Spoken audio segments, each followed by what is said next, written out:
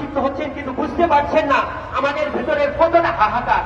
এই গত 5 তারিখের আগ অবধি আমরা ফোনে যদি আননোন ফোন থেকে ফোন আসতো, মনে হতো এই বুঝি আমার ভাইয়ের সাথে আবারও পরিণতি একই হবে।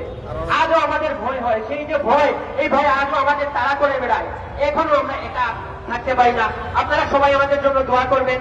আমি সাধুবাদ জানাচ্ছি, আমি ধন্যবাদ জানাচ্ছি এই আয়োজন যারা করেছেন। মায়েরটাকে আমি ধন্যবাদ জানাচ্ছি, পাশাপাশি আমি ধন্যবাদ জানাচ্ছি আমাদের প্রধান উপদেষ্টাকে। তিনি নিশ্চয়ই আমাদের জাস্টিস এনে দিবেন। আপনারা সবাই আমাদের জন্য দোয়া করবেন। আসসালামু আলাইকুম।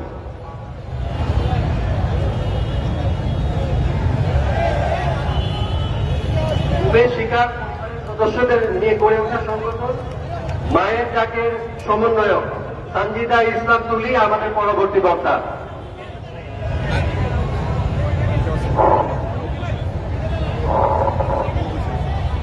আসসালামু আলাইকুম।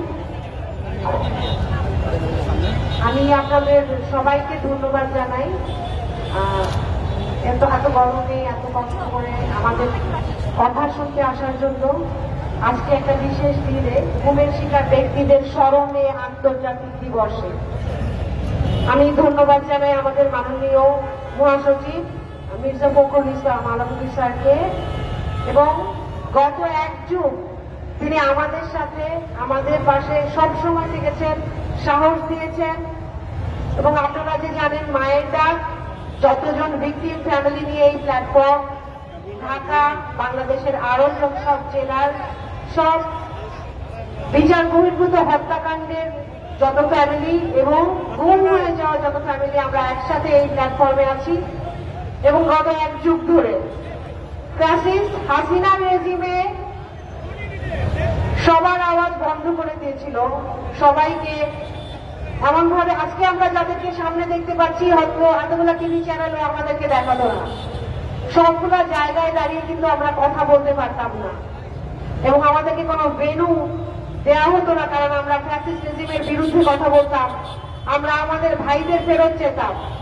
ল এনফোর্সমেন্ট এজেন্সি যারা যারা ইনভলভ ছিল আমরা তাদেরকে বিচারের আওতায় আনতে বলতাম দেখে তখনকার রেজিম আমাদেরকে কিন্তু কোথাও দাঁড়াতে দিত না।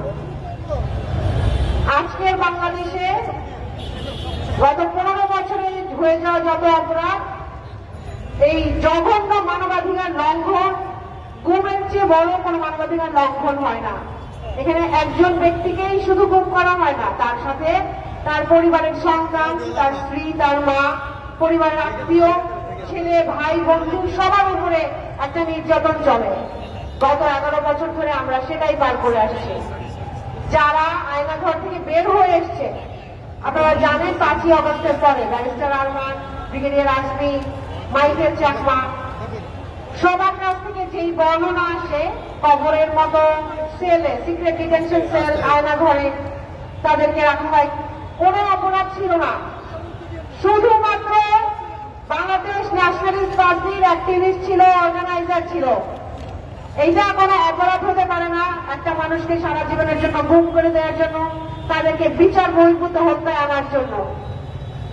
আমরা জানি ইন্টারিম গভর্নমেন্ট একটা কমিশন ফর্ম করেছে, গতকাল একটা কনভেনশনে জাতিসংঘের সাইন করা হয়েছে, কিন্তু তারপরে 5ই আগস্ট থেকে এই পর্যন্ত কিন্তু আরো 2.5 সপ্তাহ পার হয়ে গেছে। এখনো আমরা যখন সম্মতি জানিয়েছি, আমরা যখন সাইন করেছি কনভেনশনে, তাহলে গুম হয়ে যাওয়া যে সমস্ত আয়নাঘর সেগুলো এখনো কেন খুলে দেওয়া হচ্ছে না? প্রতিটা আয়নাঘর থেকে গুম হয়ে যাওয়া বাংলাদেশের যতজন ভাই আছে তাদের তথ্য কেন ল এনফোর্সমেন্ট এজেন্সি প্রতিটা ফ্যামিলির কাছে দিচ্ছেন না? তাদের খবর জানার জন্য প্রত্যেকটা পরিবার তাদের অধিকার আছে, তাদের স্বজনেরা কোথায় আছে, কিভাবে আছে জানার। আমরা চাই আয়নাঘরের মতো যতটা সিক্রেট ডিটেনশন সেল আছে প্রত্যেকটা উন্মুক্ত করে এই 6 জন যারা আমাদের এখনো তারা জীবিত আছে কি নেই আমরা এখনো জানি না, আমরা তথ্য চাই, আমরা জানতে চাই।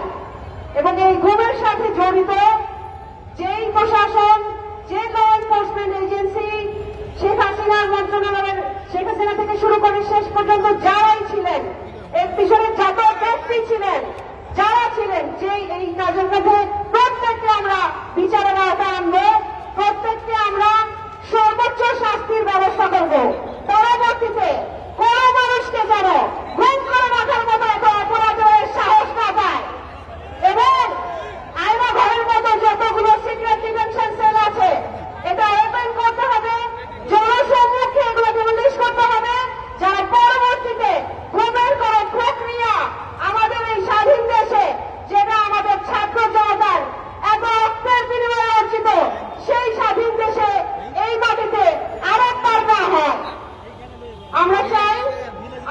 দেশের মানুষ, আমাদের বাংলাদেশের সব মানুষ আমরা এখন একসাথে এই অন্যায়ের বিরুদ্ধে দাঁড়াবো।